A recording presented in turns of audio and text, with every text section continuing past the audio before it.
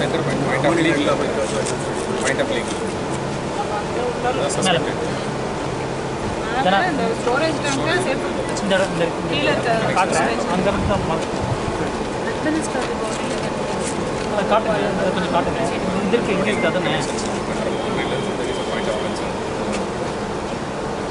பேக்ல மட்டும் மார்க் பண்ணுமா.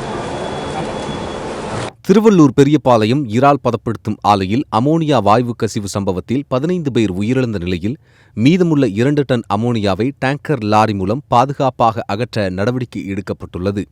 ஆட்சியர் கவிதா ஆய்வு மேற்கொண்டு இன்னும் 2 நாட்களில் அமோனியா அகற்றும் பணிகள் தொடங்கும் எனவும் தெரிவித்தார். அப்போது தொழிற்சாலையை சுற்றியுள்ள 300 மீட்டர் பகுதியில் யாரும் அனுமதிக்கப்பட மாட்டார்கள் என்றும் தீயணைப்பு, காவல், மருத்துவத்துறையினர் மட்டுமே பாதுகாப்பு உபகரணங்களுடன் பணியில் ஈடுபடுவார்கள் என்றும் கூறினார். 400 டன் கடல் உணவுகளில் 300 டன் ஏற்கனவே அகற்றப்பட்டுள்ள நிலையில் மீதமுள்ள பொருட்களையும் விரைந்து அகற்ற உத்தரவிடப்பட்டுள்ளது என்றும், மேலும் தொழிற்சாலையில் சிறுமிகள் பணியாற்றுவதாக எழுந்த புகார் தொடர்பாக 1 வாரத்திற்குள் அனைத்து பணிகளும் நிறைவு செய்யப்படும் என்றும் ஆட்சியர் தெரிவித்தார். அதாவது நம்ம இப்போ அந்த லீக்கேஜ் நடந்ததுக்கு அப்புறமா அந்த ப்ராடக்ட்ஸ்லாம் வெளியே மூவ் பண்ணிட்டு இருக்கோம். அடுத்து அந்த அமோனியா கேஸ் ஸ்டோரேஜ் டேங்க்ல இருக்கு, அதை மூவ் பண்றதுக்கு என்ன மாதிரி ப்ரிகாஷன் மெஷர்ஸ் எடுக்கணும்னு ஆல் டிபார்ட்மெண்ட் கோஆர்டினேஷன் மீட்டிங். அது ஒரு கொஞ்சம் மெட்டீரியல்ஸ் எல்லாம் மொபிலைஸ் பண்ணணும், டிராஃபிக் பிளான்லாம் பண்ணணும், அந்த மாதிரி டிஸ்கஸ் பண்ணிட்டு இருக்கோம். அது முடிச்சுட்டு எப்போ ரெடி ஆகுதோ அப்போ நம்ம மக்களுக்கெல்லாம் சொல்லிட்டு அமோனியாவை சேஃபாக ரிமூவ் பண்ணுறதுக்கான ஒரு ப்ரிலிமினரி மீட்டிங்கு. இல்லை அமோனியா இன்னும் எடுக்க ஆரம்பிக்கல. சீ ஃபுட் வந்து அரௌண்ட் 400 டன்ஸ் இருந்துச்சு, ஒரு 300 டன்ஸ் எடுத்துட்டாங்க. கொஞ்சம் வந்து இன்னும் இருக்கு, ஒரு 100 டன்ஸ் இருக்கு. அது நான் இன்னைக்கு நாளைக்குள்ளேயும் எடுக்க சொல்லியிருக்கிறோம். அதுக்கப்புறம் நம்ம வந்து ஒரு நாள் ஃபுல்லாக அது ஓப்பன் பண்ணி வைக்கணும், அந்த மாதிரி டெக்னிக்கலாக சொல்லியிருக்கிறாங்க. அதுக்கப்புறம் தான் அந்த அமோனியா ரிமூவலுக்கு நடவடிக்கை எடுக்கணும். எப்போ நம்ம வந்து இந்த கம்பெனி சீலிங் ப்ராசஸ் அந்த இதெல்லாம் முடிச்சதுக்கப்புறம் தான். ஏன்னா இப்போ உள்ளார வச்சு எதையும் சீல் பண்ண முடியாது இல்லையா, சேஃபாக அமோனியாவையும் இதையும் ரிமூவ் பண்ணிட்டு தான் நம்ம சீல் பண்ணுவோம். அமோனியா எடுக்கும்போது என்ன மாதிரியான அது டெக்னிக்கலாக சொல்லுவாங்கப்பா. ஒன்றும் இல்லை, 300 மீட்டர் வரைக்கும் யாரையும் அலோவ் பண்ணாமல் இருக்கணும், அதுதான் ப்ரிலிமினரி. நம்ம சேஃப்டிக்காக ஃபயரு, NDRF இவங்களெல்லாம் வச்சுக்குவோம், ஹெல்த் டீம்லாம் வச்சுக்குவோம், போலீஸு, டிராஃபிக் டைவர்ஷனு. மெயினாக நீங்கள் வரக்கூடாது வீடியோ எடுக்கிறேன் அப்படின்னு சொல்லிட்டு.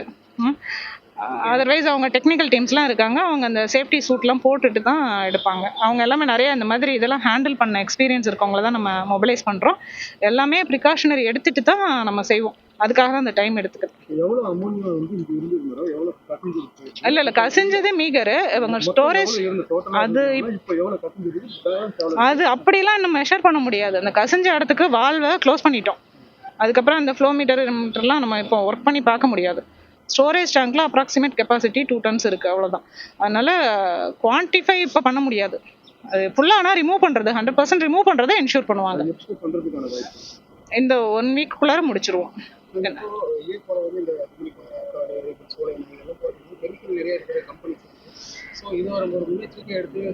ஆமாம், இப்போ இன்னைக்கு ஒரு மீட்டிங் போட்டிருக்கோம், எல்லா இண்டஸ்ட்ரீஸ், மேஜர் ஹசார்டஸ் இண்டஸ்ட்ரீஸ்லாம் சொல்லி இன்ஸ்ட்ரக்ஷன்ஸு, சேஃப்டி மெஷர்ஸ்லாம் ஸ்ட்ரிக்டாக ஃபாலோ பண்ணணும்னு சொல்லி நம்மளும் டீமும் போட்டிருக்கோம்.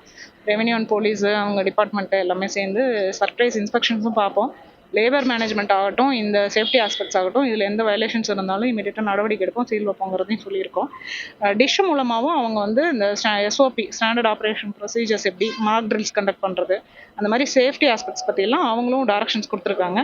இது க்ளோஸ் வாட்சில் பண்ணுவோம் அப்படிங்கிறத சொல்லியிருக்கோம். அது இல்லாமல் இந்த அமோனியா இதுக்கும் வந்து ஒரு இது சொல்கிறாங்க, ஈர துணியை வந்து மூக்கில் போட்டுட்டு அது முகராமல் இருந்தாவே அது ஒரு சிம்பிள் ஃபர்ஸ்ட் எய்டு, அது நம்ம தெரிஞ்சுக்கணும்.